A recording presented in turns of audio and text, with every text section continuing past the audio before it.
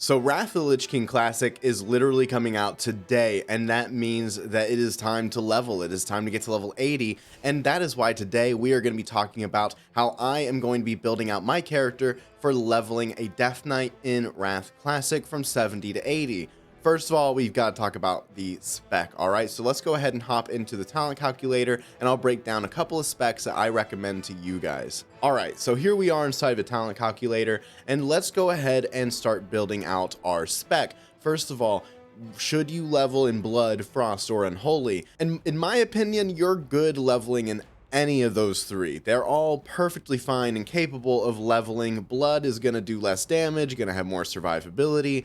Frost is going to have a lot more damage, a lot less survivability comparably, and Unholy is going to have, in my opinion, a really nice mixture of the two. You get really strong death strikes from Unholy because you have 3 diseases, and death strike healing is disease based, so that means that Unholy heals for about the same amount as Blood does, and at the same time you still get good damage. But what's really nice about Unholy is the diseases, and specifically Wandering Plague. This allows you to pull a lot of mobs and do a lot of AoE and cleave damage. Between that and Morbidity for more death and decays, this is a really great way to just AoE grind and just take out tons of mobs all at once. And so today we're going to be using an Unholy build. That's what I recommend, but like I said, if you want to do Frost or Blood, go for it. But I'm going to be recommending Unholy, and I'm going to be sharing with you 2 different builds. One is the build I'm going to be using. It is a build that is very versatile. If I want to do some world PvP, it's going to be good for that. If I want to do a bunch of AoE, big pool farming type things with questing, I can do that too. And if I want to go into a dungeon, then I should be able to do absolutely fine and hopefully even pull top damage in a dungeon. The idea here is versatility. I don't know what's going to hit me between level 70 and 80, but whatever it is, I want to be prepared for it. The second build I'm just going to share with you guys is a build that sacrifices a little bit of single target damage for a little bit more survivability, and we'll cover that right after we cover the first build. So in order to build out my personal highly versatile build, I'm going to be going first into Vicious Strikes. This is just to get down into Tree. Of course, increases critical strike effect by 30% for your Plague Strike and Scourge Strike, and increases your crit strike chance by 6%.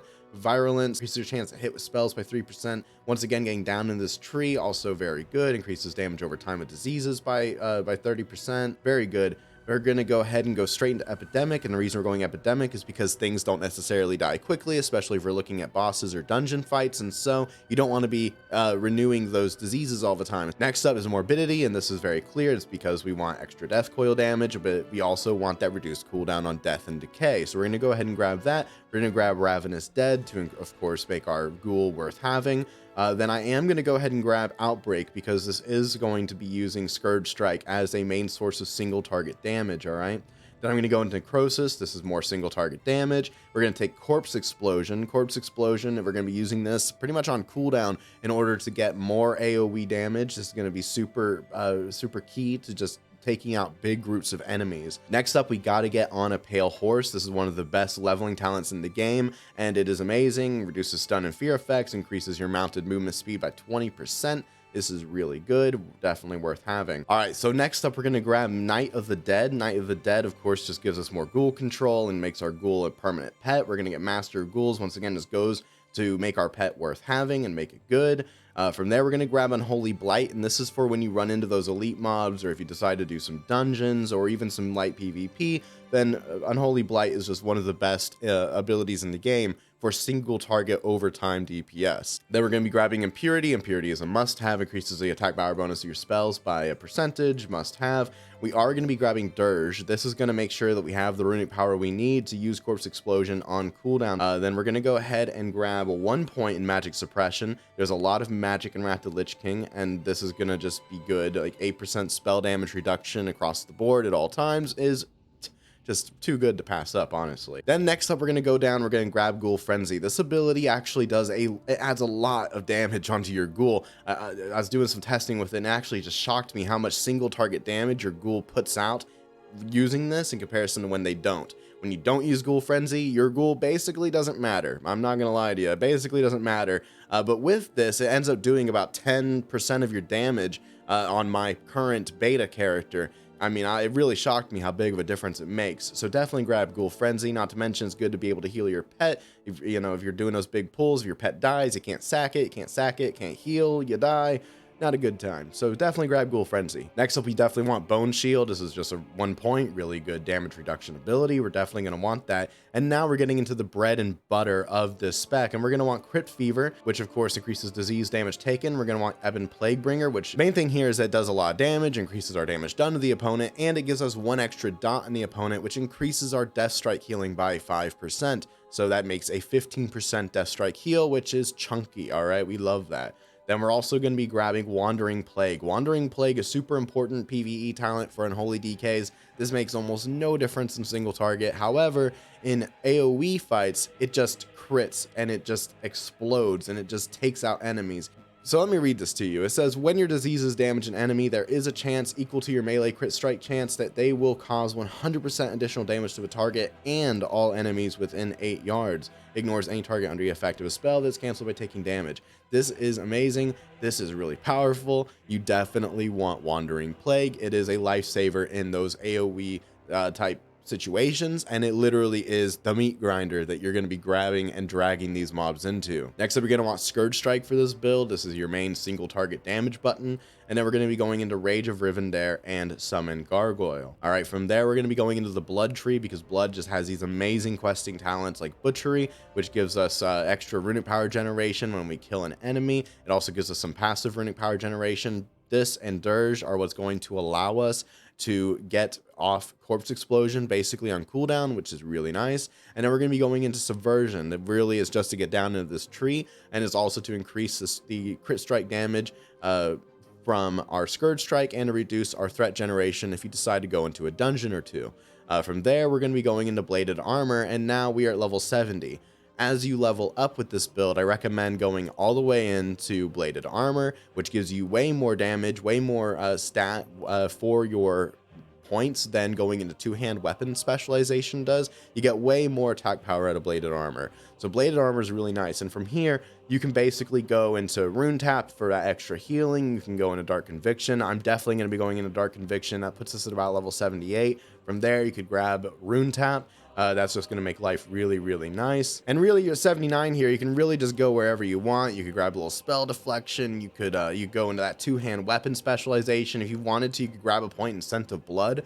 It'll give you a ton of runic power, maybe more than you really need, honestly, which is why I'm not just outright recommending it. But maybe for me, I might go into that improved Rune Tap or that spell deflection. But once you do that, you'll be at level 80 and you'll be ready to go and get an actual end game build. Now let's talk about the glyphs for this build. So this is going to be a highly versatile build that I'm trying to put together here. So with that being said, we need highly versatile glyphs. We're going to need something like Glyph of Icy Touch, which is one of your #1 damage increase over time abilities. For those of you who are going to be raiding or doing dungeons, you know already, Glyph of Icy Touch is a massive throughput glyph. It's really good. And in this case, since we are relying on that dot damage, we are PvE oriented, we definitely want Glyph of Icy Touch. From there, we're also going to grab, I'm going to grab Glyph of Dark Death, and this is going to increase the healing and damage of Death Coil by 15%. I personally like this. Once again, this is a versatile build, so we're getting that Glyph of Icy Touch and that Wandering Plague for that AoE damage. I personally want that Glyph of Dark Death to come in and increase the single target damage, so that if I get in on a boss fight, I'm not falling behind because I spec'd completely into AoE. And from there, the last glyph we're going to want, which you won't get unlocked until rather late in your leveling experience, I want to say 77 or 78, don't quote me on that, but later on, before you hit 80, you're going to be able to get your third glyph, and for that glyph, you should get Glyph of Death and Decay. Now, Glyph of Death and Decay is one of the best in the game for us. You definitely want it, but there is one downside, and that is that it takes Northrend reagents to create it for the actual inscriptionist, and so there's a chance you may not find this on your auction house until you're level 80, depending on when you're leveling and what's going on. If you're leveling in the future, though, you can definitely get this. Your inscriptionist should be making it by then, and you should definitely grab this. All right, you definitely want Glyph of Death and Decay. This is the best one of this whole list. If I were to get any one of these, it would be Glyph of Death and Decay. Super, super powerful. Grab it as soon as you can. As for your minor glyphs, I'm definitely going to be running Raised Dead, so that your your pet doesn't cost a reagent. I'm going to be grabbing Glyph of Pestilence so that Pestilence has an increased range and I can spread those diseases further and easier. And then I think I'm also going to grab Glyph of Corpse Explosion, just because the others here don't really affect your gameplay with this build in any other meaningful way, and this just increases the radius so that you can ensure that you hit everything with your Corpse Explosion.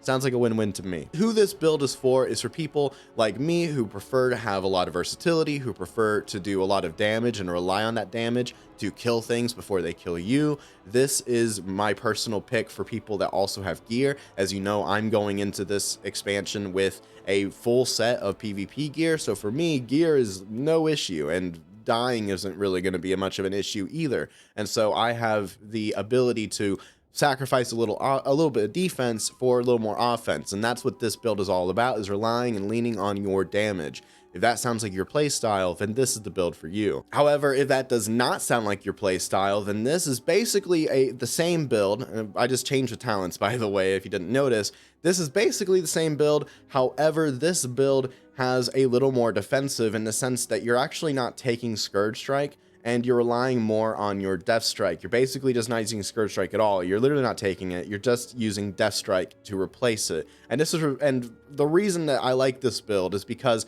when I was doing testing on the beta, of course, when you're doing a beta character, you get a character in all dungeon blues from the previous expansion. It's not good gear, honestly, not in comparison to my main. And what I realized is that I was using Death Strike so often that sometimes it didn't seem worth it to take Scourge Strike. And so I realized, all right, so if you don't have the gear, if you are, a fresh boost, for example, or if you are leveling right into Wrath after leveling up to 70 and you're using those dungeon blues or those quest greens, then you're going to be relying on your Death Strike a ridiculous amount if you're going to be pulling more than 1 or 2 mobs at a time. And at that point, why are you taking Scourge Strike? So this build is for those of you who want a little bit more of that defensive play style. You're going to be almost guaranteed to not die with this as long as you're playing it properly. And really, it's the exact same build as last time. The only differences is that we're not taking Scourge Strike and we're not taking Outbreak. All right, and we're going to be doing everything else the same. We're going to have more points in bladed armor off the bat. And then as you level towards 80 from 70, we're going to be going the same way. You're going to be taking it down towards Rune Tap. You're going to be taking it towards Dark Conviction. And ultimately, the playstyle of this build isn't going to be a whole lot different other than rather than pressing Scourge Strike, you're going to be pressing Death Strike. You're going to do a little less single target damage. You will be noticeable in dungeons. I'll warn you now that if you go into a dungeon with no Scourge Strike and you're just spamming Death Strike, you are 100% going to be low on the meter. So that's why I don't personally prefer this, because if you're trying to do PvP and dungeons, then you're going to notice the difference and you're going to miss Scourge Strike. But if you need a defensive, then this is the build to go. And for your glyphs, this is another big difference. We're going to be taking Glyph of Death Strike. This is going to increase the attack power of Glyph of Death Strike by quite a bit based off of your runic power. Super powerful, makes Death Strike hit super hard. Really nice. And other than that, we're going to be keeping our glyphs pretty much the same here, and I'll scroll down so that you can actually see that. Sorry. All right, so for your rotation and playstyle, it looks like this. You cast Horn of Winter and Ghoul Frenzy first before you even go into combat. Get those runes cooling down. Both these abilities last for 30 seconds and 2 minutes, so you don't need to worry about them falling off. Then you grab your opponents using your Death Grip, your Dark Command, your Icy Touch, your Death Coils, your Ghoul, whatever it is you have.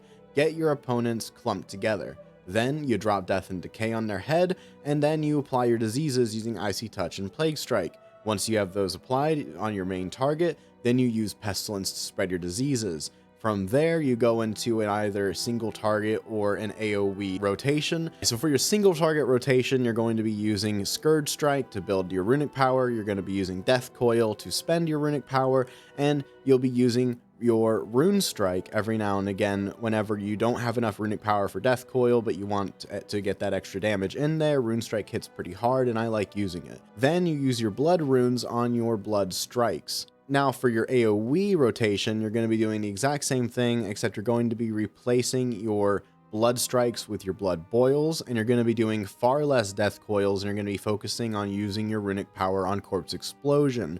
You only want to use Death Coil when you have an abundant amount of runic power, you're capping, and you need to just spend it. And you pretty much don't want to use Rune Strike for AoE, it doesn't do any AoE damage, and of course it takes away runic power that could go into a corpse explosion or a more powerful death coil. And if you're using the Death Strike build, then basically everything I just said still applies to it. The only difference is that rather than pushing Scourge Strike, you are pushing Death Strike. It's the only difference. And as for your presence, you want to be in Blood Presence for PvE. The reason why is that the 15% damage increase is straight up just going to give you the most amount of damage on the board. It is numerically the best. And on top of that, the heal from it is pretty nice too, especially for Unholy with all the little damage sources, the constant damage sources like the dots and your ghoul. You get quite a lot of health back from you being in Blood Presence. Is 100% worth it. Frost Presence, of course, isn't bad if you need to tank something, if you're fighting a boss, you need that extra reduction, or maybe you found yourself in a really bad position. Swapping to Frost Presence can save your life. And as for Unholy, you know that I love Unholy Presence. Unholy Presence is the de facto one for PvP, and I still really like Unholy Presence. In fact, you can definitely level in Unholy Presence, although you definitely do feel a touch squishier in comparison to Blood, and definitely in comparison to Frost. And numerically, your DPS isn't as high with Unholy over time, because Unholy, of course, is about bursts of damage. So for questing and all that kind of stuff, I definitely recommend Blood.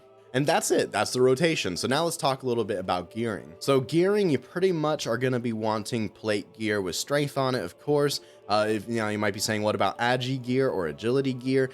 You can wear leather agility gear, but I would only recommend it if it is actually going to be a huge DPS increase. There's no reason to take the reduced survivability, the reduced armor, when you don't need to. So I will repeat, if it's a huge DPS increase, then it might be worth it to take it and become a little more glass cannon-y. However, in general, you want to avoid agility gear. It doesn't actually scale as well, so agility gives you attack power. However, DKs actually scale with strength, not with attack power. Rune of the Fallen Crusader scales with strength. Your ghoul scales with strength. Your diseases scales with strength. Your magic damage scales with strength. So make sure that you have as much strength sources as possible. Agility can give you a massive DPS increase if it's on a really good piece of gear, which is a really big upgrade for you. However, most of the time it's just not worth it. So try to avoid those leather pieces. Try to stick to the plate. It's definitely better unless it's a massive, massive, massive upgrade. Other than that, for gearing, you're pretty much just trying to get as much stamina, as much strength as possible. For your off stats, you are looking at crit over haste right now. And the reason why is because with this Wandering Plague build, Wandering Plague does its business. It explodes, for lack of a better term, when it crits, and it's equal to your melee crit chance. So you want as much crit as possible. So for this build, you're going to want strength over crit over haste. Haste, of course, isn't bad. Haste, when you hit level 80, will become your favorite stat in the world. But for now, for Wandering Plague, you're definitely going to want that crit. As for your enchant, you definitely are going to want Rune of the Fallen Crusader. You don't want anything else on your weapon as an Unholy DK. Get Rune of the Fallen Crusader. All right, and now that's it for gearing. Let's go ahead and hop over to the live Classic Wrath version of the game so that I can show you guys my macros and my WeakAuras. All right, so here we are in Wrath Classic on my main character, and I'm going to go ahead and show you my macros. So first of all, these will all be listed in a document in the description down below. If you just want to copy paste them, they're all going to be right there. All right. First of all, we need a death coil macro. This one is just a /cast at player death coil macro. You don't actually need this because I replace it with my Lichborn macro, but if you prefer to have a separate key, then this is that separate key in order to death coil yourself when you use Lichborn. As for your ghoul macro, your ghoul is very important in this version of the game. In Wrath of the Lich King, your ghoul, whenever you summon it, whatever stats you have when you summon it is what determines the stats on the ghoul. And what that means is that if you summon the ghoul and then you pop a bunch of offensive cooldowns, that doesn't retroactively go back and buff your ghoul. Your ghoul is the strength that it's at when you summon it. So that means that when you summon it, you need to go ahead and have all of your buffs going so that it basically snapshots onto the ghoul and the ghoul gets all those bonuses. So you want to make sure you're popping everything. For me as an orc, that means I'm popping my Racial Blood Fury. It means I'm popping my on-use trinket, the Empty Mug of Dire Brew. It means I'm using my Frostwolf Battle Standard if I'm in Altaric Valley. It means I want to use absolutely anything. If I had strength potions, I'd put them in here. If I had haste procs, I'd put them in here. Everything that could possibly make that ghoul stronger, you want it up before you use that ghoul. And so everything that does that, I have linked into the ghoul so that, If I push the ghoul, it pops everything else. Very simple. It's a one-shot macro, essentially. Next up is a normal Death Coil macro. This one is basic. It just casts Death Coil. It tells my ghoul to cast Claw, because you don't want your ghoul automatically using its own claw. It won't actually use all of its energy. It'll just sit there like a dum-dum and just not use claw, even though it's sitting at full energy. And so macroing claw into your abilities will just ensure that he's using all of his energy and that he is doing as much damage as he possibly can. So I macro claw into just about anything. On top of that, also includes a slash start attack and a slash pet attack. Really good to have slash pet attack macroed into your abilities. That way your pet is attacking whatever you're attacking at any given point in time.